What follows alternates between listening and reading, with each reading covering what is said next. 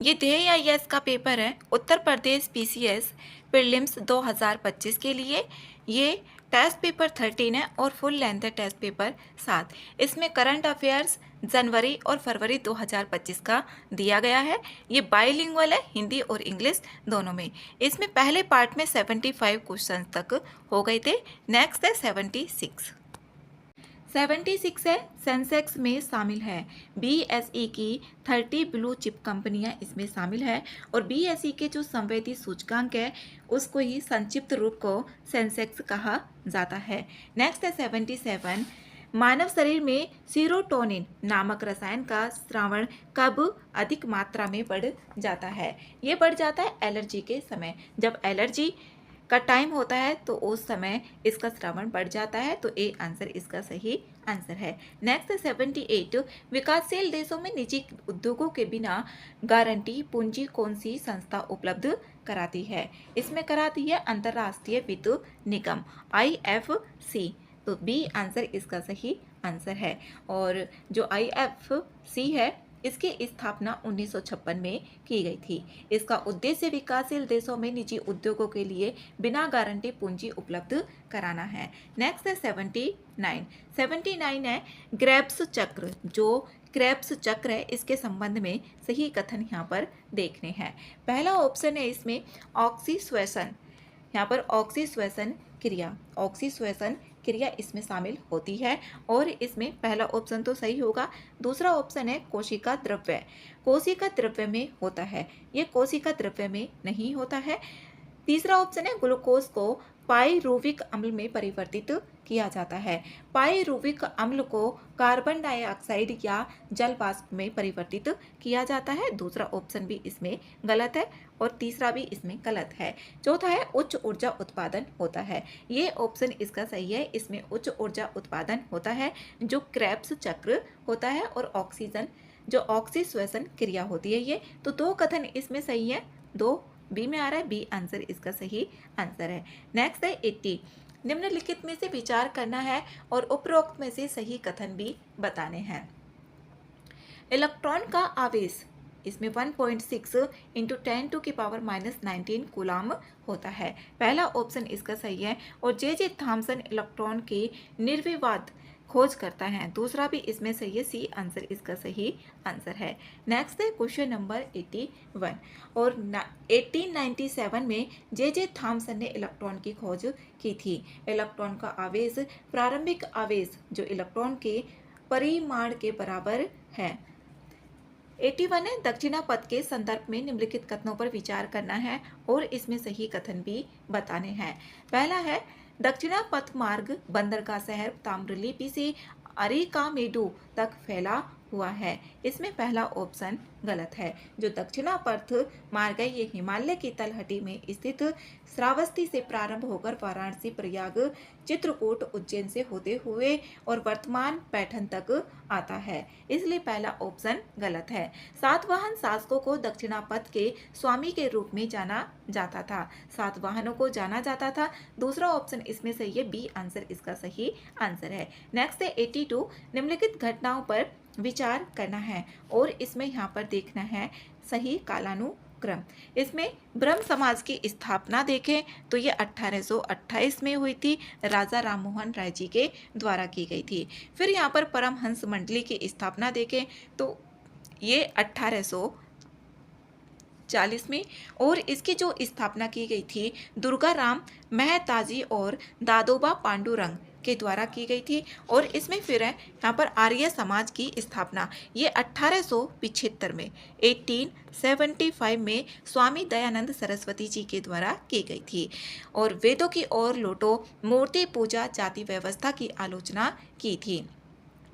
Ramakrishna mission के देखें तो स्वामी विवेकानंद जी के द्वारा 1897 में 1897 में की गई थी। तो इसमें यहाँ पर पहले आ रहा है तीसरे से स्टार्ट हो रहा है, तीसरा, फिर 4, 3, 4 होगा और फिर 2 और फिर यहाँ पर ये 97 है, तो डी आंसर इसका सही आंसर है। नेक्स्ट है क्वेश्चन नंबर 83, हाइड्रोपोनिक्स के संबंध में इसमें सही कथन बताने हैं। हाइड्रोपोनिक्स यह मृदा आधारित नहीं होता है। पोषक तत्वों से भरपूर कृषि क्षेत्रों में पौधे उगाने की एक विधि है। ये ऑप्शन इसमें गलत है। हाइड्रोपोनिक्स एक पानी आधारित विधि होती है जिसमें पौधों में पोषक तत्वों से भरपूर समाधानों में उगाया जाता है, ना कि मृदा में। यह शहरी और उपनगरीय क्षेत्रों के लिए उपयुक्त है जहां कृषि योग्य भूमि प्रदूषित है। दूसरा ऑप्शन इसमें सही है, तो बी आंसर इसका सही आंसर है। नेक्स्ट है 84। अफ्रीका महाद्वीप के मसाई, बंटू तथा जूलू दक्षिण अफ्रीका प्रजातियों द्वारा निर्मित मानव अधिवास कहलाती हैं, तो ये कहलाती हैं क्रॉल। इनको क्रॉल बोला जाता है। बी आंसर सही है। नेक्स्ट है 85। राष्ट्रीय आपदा प्रबंधन अधिकरण के संबंध में कौन सा कथन इसमें गलत है? सही नहीं मतलब गलत ऑप्शन बताना है। इसकी स्थापना 2005 में भारत सरकार के कार्यकारी आदेश द्वारा की गई थी। सही है। और इसके अध्यक्ष प्रधानमंत्री भी होते हैं। यह गृह मंत्रालय की एक एजेंसी है। ये भी सही है। लेकिन इसमें अधिकतम 12 सदस्य हो सकते हैं। 12 सदस्य इसमें नहीं हो सकते हैं। इसमें अधिकतम जो सदस्य हो सकते हैं वो 9 सदस्य हो सकते हैं।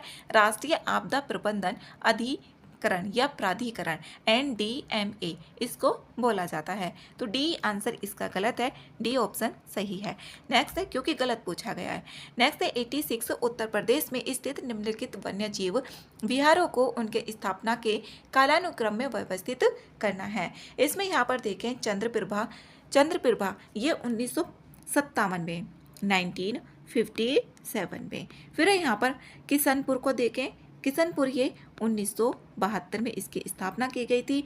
हस्तिनापुर देखें तो 1986, हस्तिनापुर 1986, रानीपुर 1977, 1977 में। तो इसमें यहाँ पर देखना है कौन सा कालानुक्रम इसमें बैठ रहा है। तो सबसे पहले इसमें पहला ही आएगा चंद्रप्रभा, उसके बाद जो आएगा ये चौथा आएगा, पहला और चौथा। इसमें यहाँ पर ए ऑप्शन ही सही होगा। पहला चौथा इसी से स्टार्ट हो रहा है। ए आंसर है।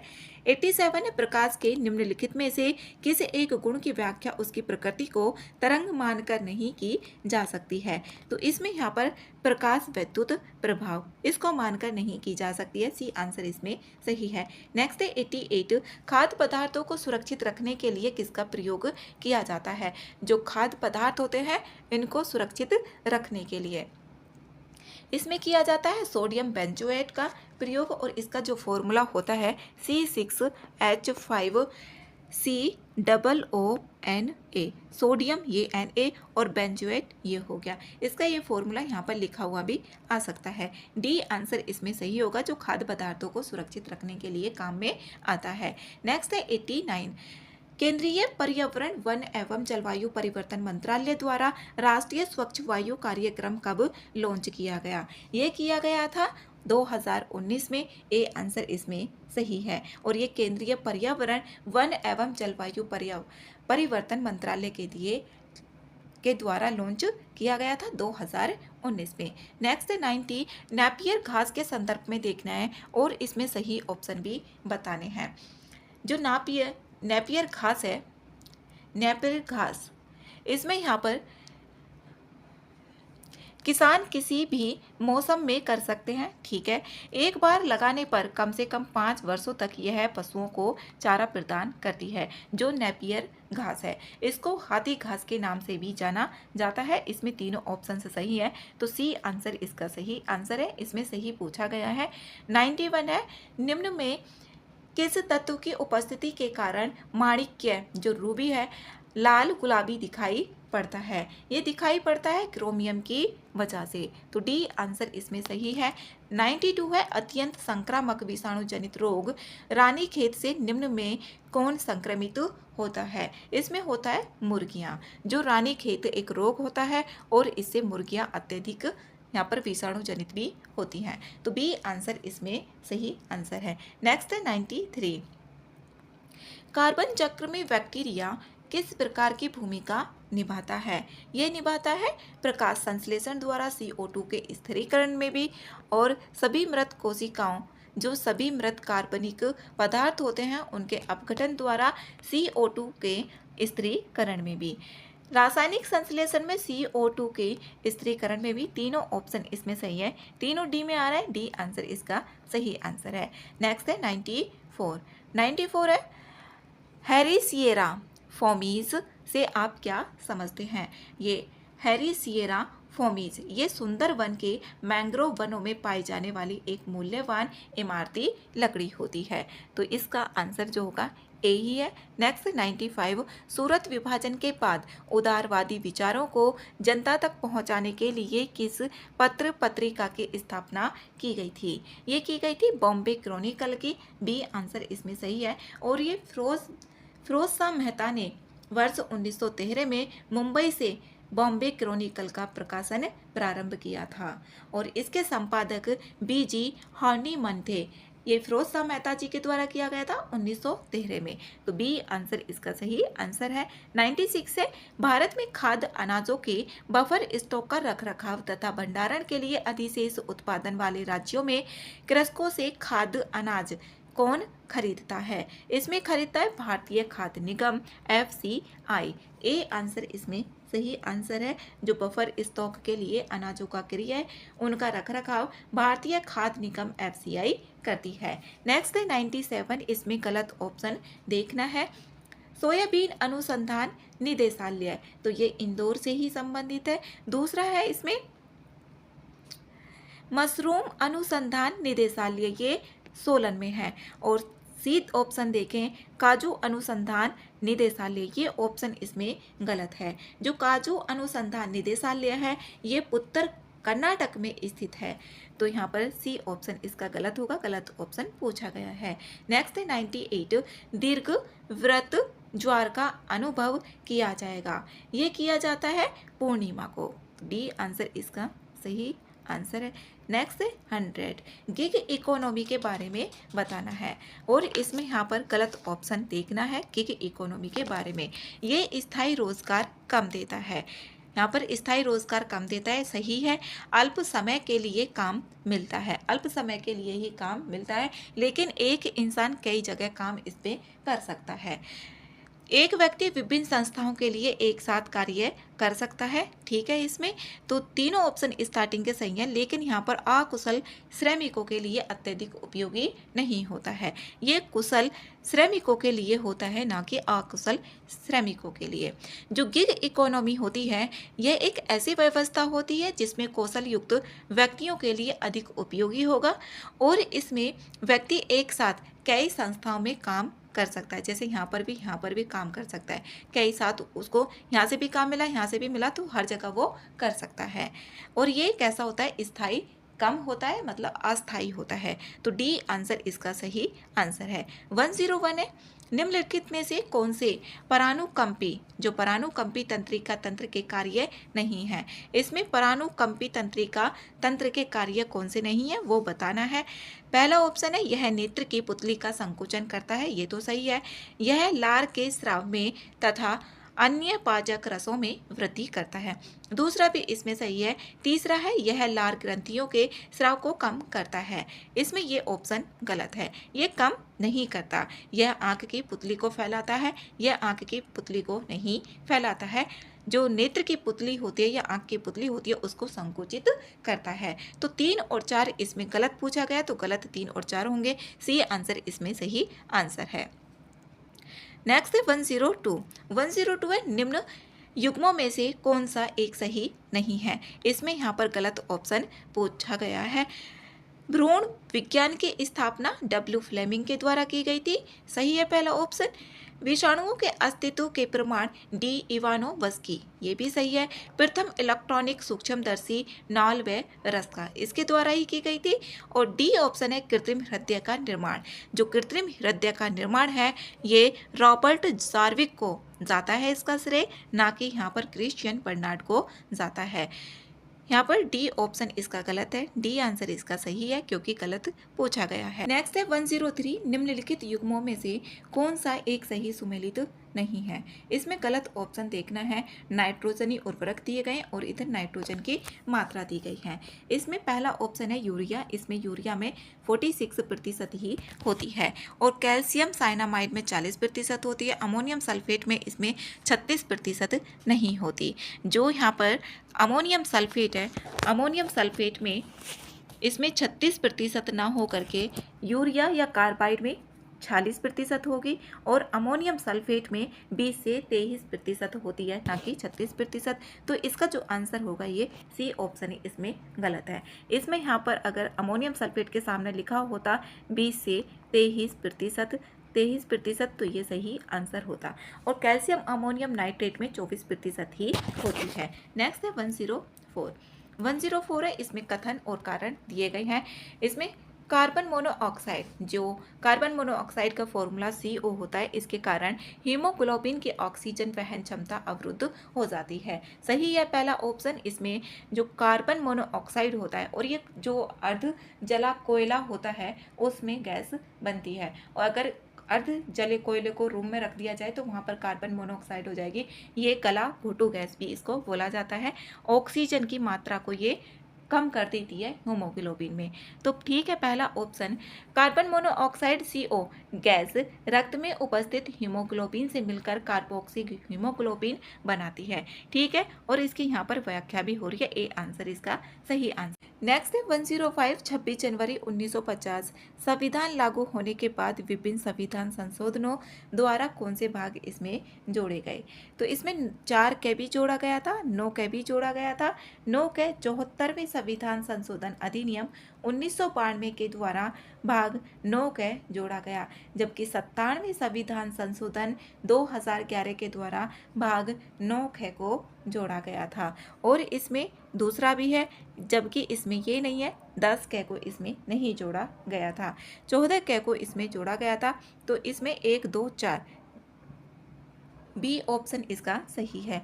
नेक्स्ट है 106 लसिका में उपस्थित कौन एक हानिकारक जीवाणुओं का भक्षण करके रोगों की रोकथाम में सहायक होता है। इसमें लिम्फोसाइट्स होती हैं। सी आंसर इसमें सही है। जो लसिका होता है एक हल्के पीले रंग का द्रव पदार्थ होता है। लसिका उत्तक से हृदय की ओर एक ही दिशा में बहता है। जो लसिका उत्तक से हृदय की ओर एक ही दिशा में यहाँ पर बहता है। लसिका में पाए जाने वाली जो कणिकाएं होंगी उन्हीं को लिम्फोसाइट्स बोला जाता है। लसिका में जो भी कणिका पाई जाती है उनको लिम्फोसाइट्स बोला जाता है। नेक्स्ट है 107 निम्नलिखित में से कौन सा संरक्षण तरीका समुदायों की सीधी भागीदारी नहीं करता है। इसमें यहाँ पर डी ऑप्शन नहीं करता है, वन्य जीव विहारों का परिसीमन। डी ऑप्शन इसमें सही आंसर है। नेक्स्ट है 108 है औसत आय के संबंध में निम्नलिखित कथनों पर विचार करना है और इसमें सही कथन बताने हैं। सत्य कथन इसमें देखना है। औसत आय के संबंध में बताना है तो इसमें यहाँ पर यह देश की कुल आय को कुल जनसंख्या से भाग देकर निकाला जाता है। करेक्ट है, क्योंकि जो भी कुल देश की जो कुल आय होगी और डिवाइड में जो कुल जनसंख्या है उसका भाग करके हम औसत आय निकाल लेंगे। औसत आय को प्रति व्यक्ति आय भी कहा जाता है। दोनों ऑप्शन ठीक है। सी आंसर इसमें सही है। 109 है निम्न में से कौन से प्रकंद के उदाहरण हैं। यहाँ से कई बार क्वेश्चन पूछे गए हैं इसमें। तो इसमें हल्दी भी होगा और यहाँ पर अदरक भी होगा, जबकि इसमें बंदा और आलू नहीं होगा। ये प्रकंद के इसमें उदाहरण पूछे गए हैं। जो आलू होता है वो कंद का होता है और यहाँ पर जो इसमें बंदा है, बंदा घन कंद में होता है। ये घन कंद में बंदा, अरबी, जिमी कंद और केसर आते हैं। तो इसका 1 और 3 ऑप्शन सही है। 1 और 3 आ रहा है ए में। ए आंसर इसका सही आंसर है। 110 है भारत और चीन के बीच पंचशील समझौता कब हुआ था। जो पंचशील समझौता हुआ था ये 29 अप्रैल 1954 ईस्वी को हुआ था। ए आंसर इसमें सही है। और इसमें एक दूसरे की प्रादेशिक अखंडता एवं प्रभुसत्ता के लिए पारस्परिक सम्मान के लिए बोला गया था। इसमें समानता और परस्पर लाभ, शांतिपूर्ण सह अस्तित्व की बात की गई थी। इसमें 5 सिद्धांत थे। पारस्परिक अनाक्रमण का आश्वासन दिया गया था और इसमें एक दूसरे के आंतरिक मामलों में हस्तक्षेप न करने को भी कहा गया था और ये 29 अप्रैल 1954 में हुआ था। नेक्स्ट है 111, उल्टा यू आकार आय वितरण परिकल्पना किससे संबंधित है? ये भी क्वेश्चन पहले पूछा गया है यूपी पीसीएस में। ये साइमन कुजनेट से है, डी आंसर इसका सही आंसर है। नेक्स्ट है 112, निम्नलिखित में से कौन सा एक युग्म सही नहीं है? इसमें गलत देखना है, इधर उच्च न्यायालय और इधर स्थापना वर्ष दी गई है। मद्रास की बात करें तो 1862 में की गई थी इसकी स्थापना और दूसरा इलाहाबाद की 1866 में ही की गई थी। मेघालय की ये 2018 में ना होकर 25 मार्च 2013 में की गई थी। 25 मार्च 2013 में इसकी स्थापना की गई थी। सी आंसर इसमें सही आंसर है। नेक्स्ट है 113, निम्नलिखित युग्मों में से कौन सा सही सुमेलित नहीं है? इसमें गलत ऑप्शन देखना है, रोग और इधर यहाँ पर फसल दी गई है। पहला ऑप्शन है, इसमें गलत देखना है तो वाल्ट, जो वाल्ट है ये आलू से ही संबंधित है। इसमें टिक्का की बात करें तो ये मूंगफली से ही संबंधित है। ये रोग है, जो वाट लगता है वो आलू में लगता है, टिक्का मूंगफली में, और जो स्मट होता है ये ज्वार से संबंधित नहीं है, जबकि ये बाजरा से संबंधित है। जो स्मट है ये बाजरा से संबंधित है और इरगाट है ये रोग राई फसल से संबंधित है। तो 3 और 4 इसमें गलत है। 3 और 4 आ रहा है डी में, डी आंसर इसका सही आंसर है। 114 है, ग्रीन स्टील के संदर्भ में देखना है और इसमें सही कथन भी बताने हैं। पहला ऑप्शन है, इस्पात मंत्रालय ग्रीन स्टील को बढ़ावा देकर इस्पात उद्योग में कार्बन उत्सर्जन कम करना चाहता है। ठीक है, पहला ऑप्शन ग्रीन स्टील का आशय जीवाश्म ईंधन के उपयोग के बिना इस्पात के निर्माण से है। दूसरा ऑप्शन भी इसमें ठीक है, सी आंसर इसका सही आंसर है। नेक्स्ट है 115, फर्टिगेशन का अर्थ क्या होता है? फर्टिगेशन का अर्थ जल के द्वारा उर्वरक प्रदान करना। ए आंसर इसमें सही आंसर है। 116 है, निम्नलिखित कथनों में से कौन सा कथन सही नहीं है? इसमें गलत ऑप्शन बताना है। तो इसमें गलत ऑप्शन है, जिस माध्यम का अपवर्तनांक जितना कम होगा उसमें प्रकाश की चाल उतनी ही कम होती है। जहाँ पर अपवर्तनांक कम होगा जिस माध्यम का, उसमें प्रकाश की चाल उतनी कम होगी। ये ऑप्शन इसमें गलत है। इसमें जिस माध्यम का अपवर्तनांक जितना अधिक होगा उसमें प्रकाश की चाल उतनी ही कम होगी। ये उल्टा होता है इसमें। तो सी आंसर इसमें सही है यहाँ पर, क्योंकि गलत ऑप्शन पूछा गया है। अगर यहाँ पर अपवर्तनांक कम होगा तो प्रकाश की चाल अधिक होगी, उल्टा होता है। नेक्स्ट है 117, पेंडुलम घड़ी के संबंध में देखना है और इसमें सही ऑप्शन बताने हैं।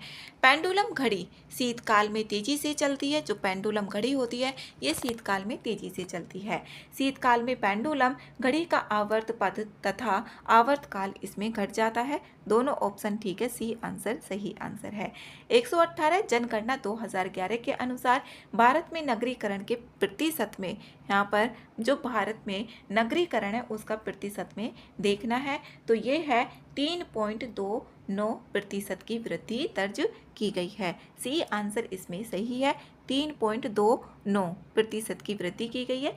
नेक्स्ट है 119, इसमें निम्न कथनों पर विचार करना है और सही कथन भी देखने हैं। वर्ष 2001 से 2011 के दशक में उत्तर प्रदेश में महिला साक्षरता में 15% की वृद्धि हुई है। इसमें पहला ऑप्शन सही है, तो ये 15% की इसमें वृद्धि हुई है। दूसरा ऑप्शन है, उत्तर प्रदेश में शिशु लिंगानुपात, जो उत्तर प्रदेश में शिशु लिंगानुपात है 912 ना होकर के ये 902 है। और इसमें यहाँ पर साक्षरता दर में 2001 से 2011 तक 15% की वृद्धि हुई है महिला साक्षरता दर में। तो इसमें ए ऑप्शन इसका सही आंसर होगा, इसमें 902 है।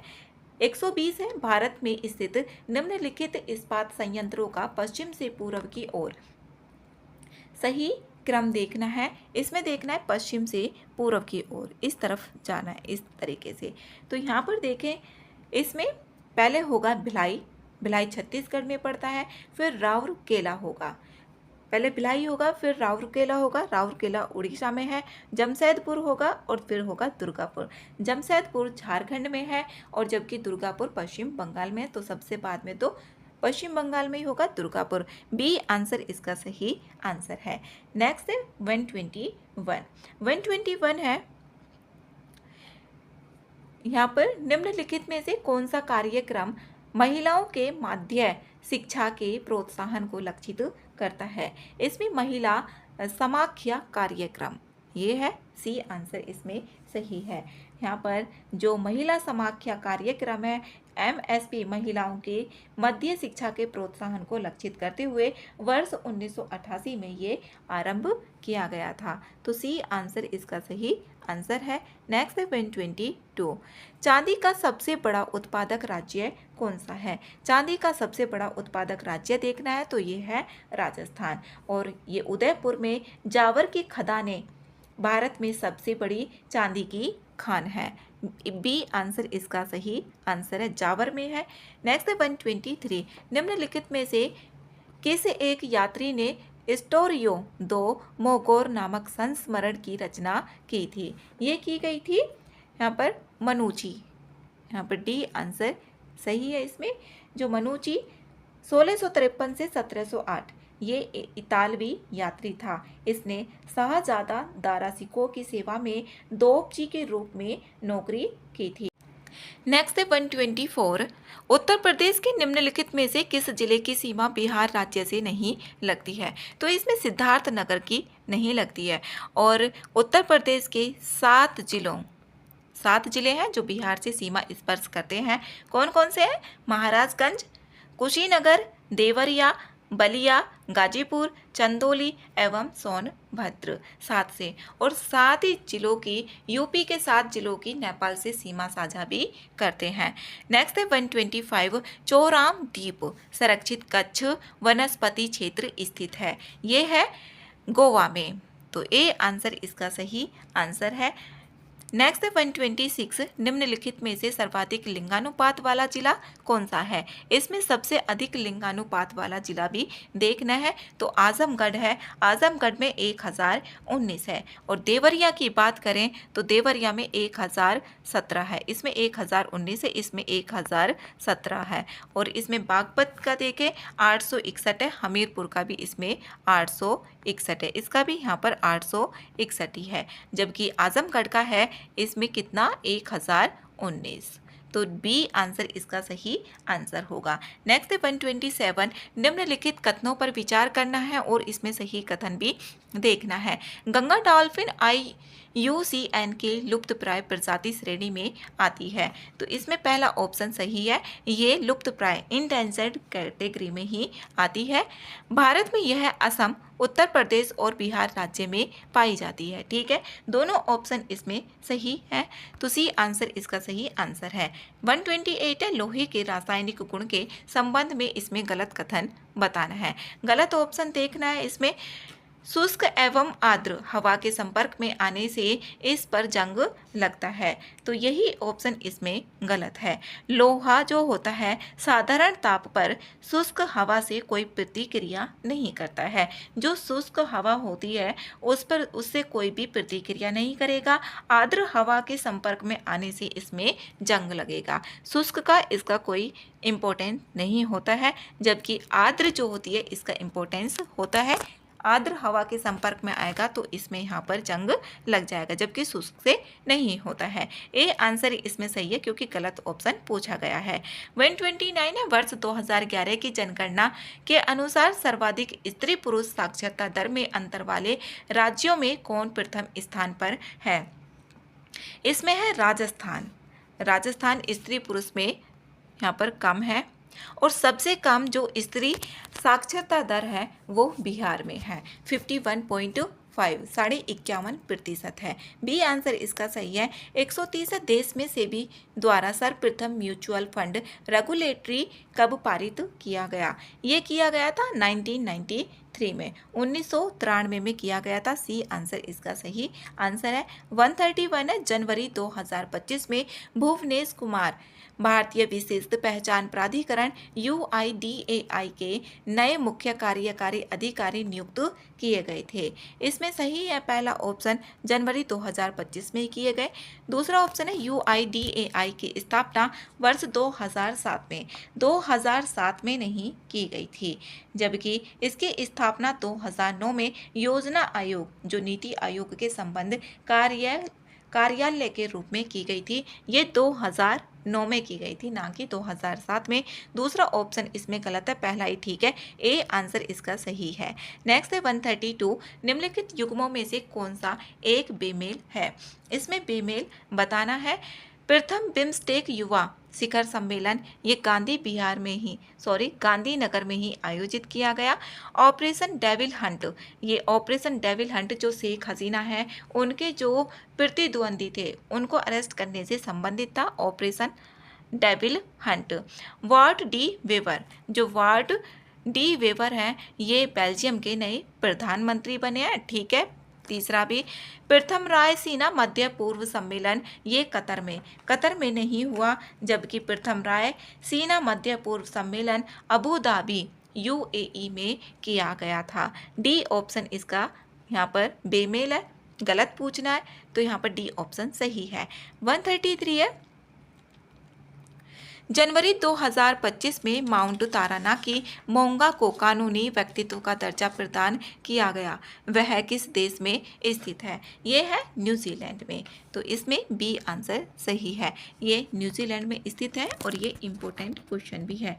ये माउंट तारानाकी मोंगा है, इसको कानूनी व्यक्तित्व का दर्जा प्रदान किया गया है।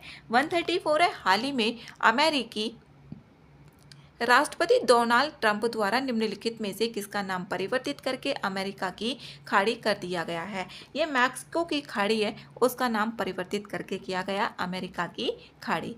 बी आंसर है। नेक्स्ट 135, फरवरी 2025 में प्रधानमंत्री नरेंद्र मोदी की फ्रांस यात्रा के संबंध में निम्नलिखित कथनों पर विचार करना है और इसमें सही कथन भी बताने हैं।